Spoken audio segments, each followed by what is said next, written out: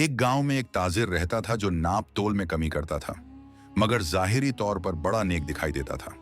वह मजहबी लिबास पहनता, नरम लहजे में बात करता और लोगों को सलाम में फैल करता था। एक दिन एक दाना बुजुर्ग उसकी दुकान पर आए और बोले, बेटा, सच का बोझ हल्का होता है, मगर झूठ वक्त के साथ वजन बन जाता है। ताजिर ने मुस्कुराकर बात टाल दी। चंद ही दिनों बाद एक ग्राहक ने कमी पकड़ ली, फिर एक और यूं आहिस्ता आहिस्ता सबको हकीकत मालूम हो गई। गांव वालों ने उससे खरीदारी छोड़ दी, दुकान वीरान हो गई और ताजिर तन्हा रह गया। तब उसे एहसास हुआ कि लिबास, बातें और दिखावा वक्ती होते हैं, असल इज्जत दयानत से मिलती है। उसने तौबा की, नाप पूरा करने लगा और वक्त के साथ लोगों का एतबार वापस आ गया। सच वक्ती नुकसान दे सकता है, मगर आखिरकार वही निजात बन जाता है। Like my video. Subscribe now.